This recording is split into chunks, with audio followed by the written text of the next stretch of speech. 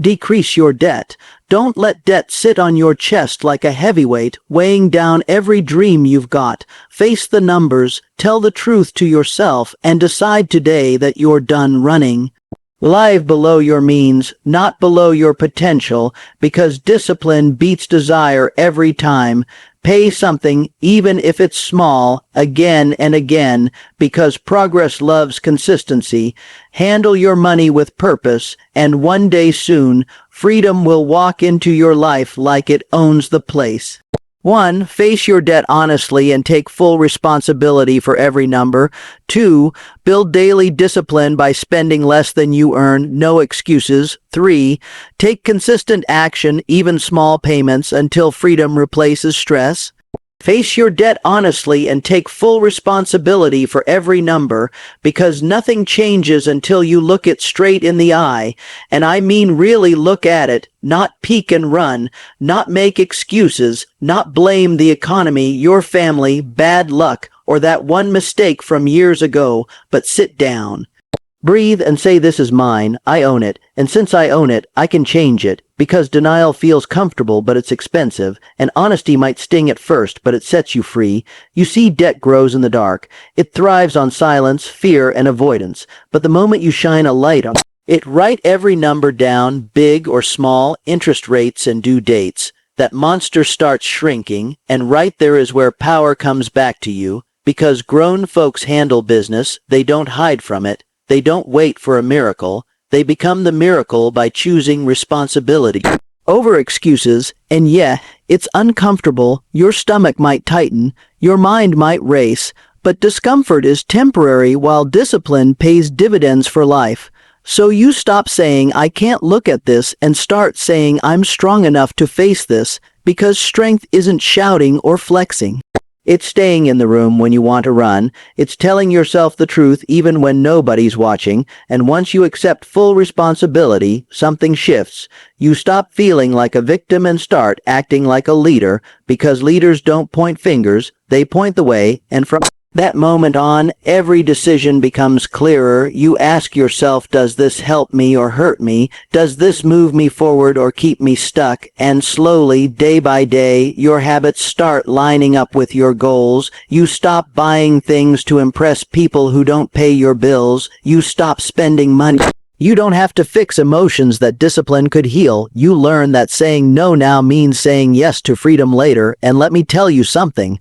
Freedom feels better than any shiny thing you can swipe a card for, but it starts with owning your situation without shame, because shame keeps you stuck, and responsibility moves you forward. You forgive yourself for past mistakes, because beating yourself up won't pay a single bill, but learning will. And you replace guilt with action, small steps, real steps, listing debts, making calls, setting plans, not perfect plans, just honest ones, because progress beats perfection every time. And as you take responsibility, you also take back control of your story. You stop letting numbers define your worth, because debt is something you have, not who you are. And once you understand that, you stop hiding and start building. You realize that every dollar has a job and every choice has a consequence, and instead of fearing that truth, you use it, because responsibility isn't a burden, it's a bridge from stress to stability, from anxiety to confidence, from surviving to living. And the more you practice it, stronger you get, like a muscle that was weak but wakes up when you start using it. And soon enough, you'll notice something powerful. Your confidence grows, not because the debt is gone overnight, but because you're handling it, you're showing up, you're doing the work. And that pride, that quiet pride, changes how you walk, how you talk, how you decide. You stop asking why me and start asking what's next. And that question is dangerous in the best way, because it leads to solutions, opportunities, and growth. And don't get it twisted. Responsibility doesn't mean you do it alone. It means you stop pretending it'll fix itself. You seek advice, you learn, you adjust. But you stay accountable, because accountability keeps you honest when motivation fades. And motivation will fade, trust me, but discipline stays if you build it on truth. And the truth is this: every great comeback story starts with ownership. Every turnaround begins when someone says this ends with me. No more excuses, no more hiding, no more waiting, because time doesn't rescue people, decisions do, and when you decide to face your debt honestly, you're not just fixing numbers, you're training your mind, you're building character, you're proving to yourself that you can handle hard things, and once you know that, money problems stop feeling like life sentences and start feeling like challenges, and challenges are meant to be met, not avoided, so you stand tall, you take a breath, you look at the numbers again, and this time they don't scare you because you've made a choice, a grown choice, a powerful choice to take responsibility and move forward, one honest step at a time. Build daily discipline by spending less than you earn, no excuses, because discipline isn't some loud, dramatic moment where life suddenly changes. It's quiet, it's boring, it's choosing right over easy again and again when nobody's clapping for you, and that's where most people fall off, because they want motivation, they want a rush, they want a feeling, but money doesn't care about your feelings. It responds to habits, and habits are built in the small, ordinary moments when you decide not to buy what you don't need, not to impress people who won't be there when the bills are due, not trade your future peace for temporary comfort. Because every time you spend less than you earn, you're telling yourself I'm in control, not my impulses, not my emotions, not my past. And that's powerful. See, discipline is freedom wearing work clothes. It doesn't look sexy at first. It looks like saying no to late night shopping. It looks like packing your own lunch. It looks like driving the car you already have a little longer, but over time that discipline starts paying you back with interest, because every dollar you don't waste becomes a soldier working for your future. And don't misunderstand me. This isn't about punishment or living a miserable life. It's about alignment, aligning your spending with your values, aligning your habits with your goals. Because if your money is going one way and your dreams are going another, something's got to give, and discipline is the bridge that brings them together. You learn to pause before spending, to ask yourself, is this a want or a need? Is this helping me or hurting me? And that pause, that little moment of awareness, that's where change lives, because most financial mistakes don't happen because people are bad. They happen because people are rushed, emotional, or tired. So discipline teaches you to slow down, to breathe, to make decisions from strength instead of stress. And at first, yeah, it's uncomfortable. Your ego might fight back. Your old habits might whisper just this once, you deserve it. But discipline answers back with a calm voice saying you deserve better than debt. You deserve stability, you deserve peace, and every time you listen to that voice, it gets stronger and something else happens too. You start respecting yourself more, because self-respect grows when your actions match your words, when you stop promising and start practicing, and that self-respect spills into other areas of life, how you work, how you talk, how you carry yourself, because discipline isn't just about money, it's a mindset. It's learning to delay gratification, to trade short-term pleasure for long-term gain, and that skill right there separates people who struggle forever from people who eventually win. And don't let anyone fool you. Winning with money isn't about how much you make, it's about how much you keep. There are people earning big checks living paycheck to paycheck because discipline never moved in, and there are people earning modest incomes building wealth because they mastered the basics. And the most basic rule is simple: spend less than you earn, but simple doesn't mean easy. It means you have to be consistent, even on days you don't feel like it, even when nobody's watching, even when temptation shows up dressed like a sale sign. And that consistency builds momentum, small wins stacking up, confidence growing, stress shrinking, and suddenly you're not panicking when a bill comes in. You're prepared because discipline prepared you, and that preparation gives you options, and options give you power. You're no longer forced to swipe a card because you planned ahead. You're no longer trapped in cycles because you broke them with daily choices. And here's the truth: excuses are expensive. they cost you interest, they cost you sleep, they cost you opportunities, but discipline pays you back with clarity, control, and calm, and the moment you stop saying, I'll start next month, and start saying, I start today. Even if it's small, even if it's imperfect, you shift your trajectory because direction matters more than speed, and every disciplined decision nudges you closer to freedom, closer to breathing easier, closer to waking up without that heavy feeling in your chest. And as you practice spending less than you earn, you also learn to live within reality instead of fantasy, and reality, when handled with discipline, is not limiting, it's liberating because you stop chasing lifestyles and start building lives. You stop comparing and start creating. You stop reacting and start leading, and that's when discipline stops feeling like sacrifice and starts feeling like self-care, because you're taking care of your future self, the one who wants peace, security, and options, and that future self is counting on the decisions you make today, not tomorrow, today. So you show up, you track your spending, you make adjustments, you forgive slip-ups without quitting, because discipline isn't perfection, it's persistence. It's getting back on track quickly instead of giving up completely, and over time, those disciplined days add up to disciplined months, disciplined years, and eventually a disciplined life, where money no longer controls you, you control it, and that's when you realize discipline didn't take anything from you, it gave you everything you were looking for all along.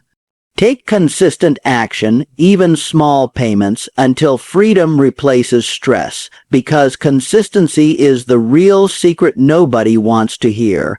Everybody's hunting for a big break, a sudden raise, a miracle moment where all the debt disappears overnight. But life doesn't usually work like that. It works through repetition, through showing up on ordinary days and doing the unglamorous work that stacks up over time. And when it comes to debt, small payments done consistently beat big promises made once and forgotten, because action builds momentum and momentum builds belief, and belief keeps you moving when motivation runs dry.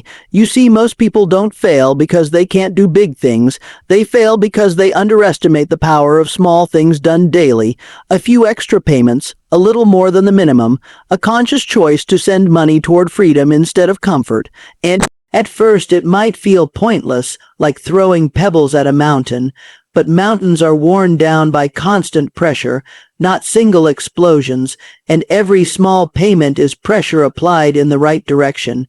It's you telling your future, this matters, I'm serious, I'm not waiting anymore, and consistency does something else too. It rewires your identity. You stop seeing yourself as someone drowning in debt and start seeing yourself as someone actively paying it down. And that shift in identity is powerful because once your identity changes, your behavior follows naturally. You don't need hype. You don't need speeches every day. You just need a system and the commitment to stick with it. Because systems outlast emotions, and emotions are unreliable. Some days you'll feel strong, some days tired, some days frustrated, but consistency doesn't ask how you feel, it asks what you do, and every time you act despite how you feel, you build resilience, you prove to yourself that stress doesn't get to make decisions anymore, and slowly, almost quietly, stress starts losing its grip. Because stress feeds on uncertainty and avoidance, but consistent action creates clarity. You know what you're doing, you know where your money is going, you know you're making progress, even if it's slow, and slow progress is still progress. It's still movement, and movement beats stagnation every time, and let me tell you this, there is dignity in small payments, there is pride in consistency, because it means you didn't quit on yourself, you didn't wait for perfect conditions, you worked with what you had, and that's how real change happens, not by waiting for more money, but by managing the money you have better, and as you keep taking action, you start to see results. Balances drop, interest shrinks, confidence grows, and those results fuel more action. It becomes a cycle, A good one, where effort creates results and results create motivation, instead of the other way around. And that's when people around you start noticing, not because you're talking about it, but because your energy changes, you're calmer, more focused, less reactive, because money stress has a way of leaking into everything, your relationships, your sleep, your decisions, but consistent action plugs that leak little by little. And here's the truth, freedom isn't loud when it arrives. It doesn't kick the door down, it walks in quietly one day when you realize you're no longer panicking over bills, you're no longer avoiding phone calls, you're no longer losing sleep over numbers, and that calm didn't come from one big move, it came from hundreds of small ones, repeated faithfully. And don't get discouraged if the timeline feels long, because time will pass anyway. The question is, where will you be when it does? Still stuck wishing, or further along because you kept going. And consistency also teaches patience, a rare skill in a world addicted to instant results. It teaches you to trust the process, to understand that growth isn't always visible at first, like roots growing underground before anything shows above the surface. But just because you can't see it doesn't mean it's not happening. And every payment you make is a root, strengthening your financial foundation, preparing you for a life with more options and less fear. And when setbacks happen, because they will, consistency doesn't mean never stumbling. It means you don't let a stumble turn into a stop. You get back up, you adjust, and you keep moving, because quitting is expensive, but continuing is rewarding. And the more you practice consistent action, the easier it becomes. Habits form, routines settle in, and what once felt hard becomes normal. And that's the goal, to make progress normal, not exceptional, to make responsibility routine, not rare. And as stress fades, something beautiful takes its place. Confidence, not loud confidence, quiet confidence, the kind that comes from knowing you're handling your business, the kind that doesn't need validation because it's built on evidence, on actions taken and promises kept to yourself. And that confidence spilled over, you start believing you can handle other challenges too, because debt taught you discipline, patience, and persistence, and those lessons apply everywhere. And one day, sooner than you think, if you stay consistent, you'll look back and realize the stress that once ruled your life no longer has a seat at the table, because you replaced it with action, steady, intentional action. And that's how freedom shows up, not as a gift, but as a result, earned step by step, payment by payment, choice by choice, until stress has no choice but to step aside and let freedom take its place.